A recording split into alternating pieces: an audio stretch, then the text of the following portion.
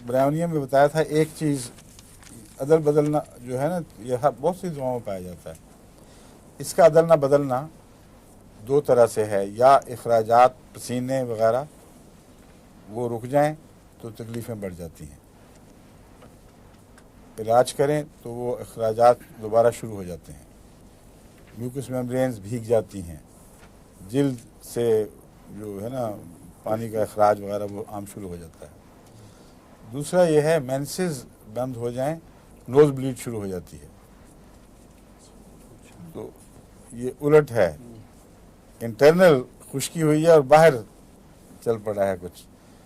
तो उस nose bleed के ऊपर अगर मेंसेस के दौरान मेंसेस बंद होने के नतीजे में हो तो उस वक्त आप इनको ये देखें आपको बहुत जल्दी फ़ायदा महसूस होगा।